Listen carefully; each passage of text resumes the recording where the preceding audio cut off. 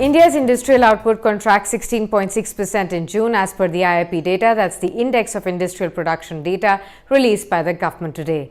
Let's do a three-point analysis of how have the various sectors really performed and what's the outlook going forward. 1. June IIP contracts, but the data has improved from May. Well, with the gradual lifting of the lockdown restrictions, the industrial activity is resuming and is better than the previous months, thus signaling a slow return to the normal. Now, also, if you see the data released by the National Statistical Office, that actually shows that June IIP contracted 16.6% as compared with the 33.9% contraction seen in May.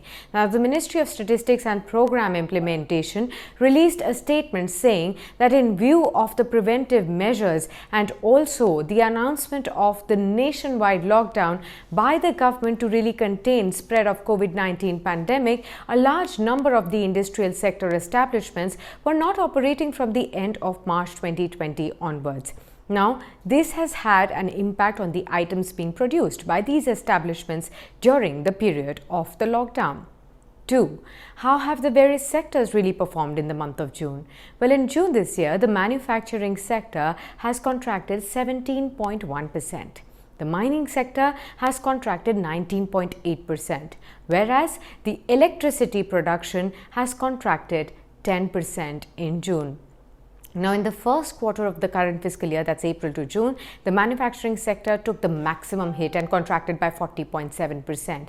Now, the fall in manufacturing sector consequently pulled down the overall factory output by nearly 36% in this quarter. However, June's factory output did see some recovery as compared to the previous months, and that's some bit of a positive signal. Now, as far as the use-based categories are concerned, say primary goods, that degrew 14.6% in June as compared to a contraction of 20% month-on-month.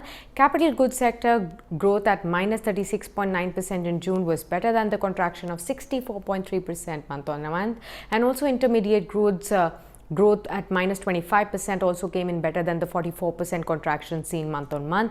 Also, infrastructure goods growth at minus 21.3% was seen as better than minus 42% contraction last month. Now, consumer durables degrew 35.5% in June, but the silver lining in June was the non-consumer durable sector, which actually grew a strong 14% in June on the back of pent-up demand.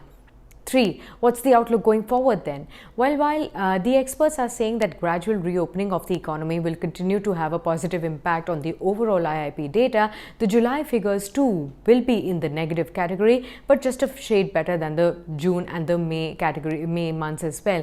Now, they actually may come in at a single negative digit contraction seen in July, and they may only improve by, say, August and September. Now, remember that the manufacturing sector as a weightage has about 20-25% weightage in GDP, but the contraction of 40% in Q1 may get negatively impacted in the Q1 GDP numbers that are due to come by the end of this month, that's August. So that will be something to watch out for.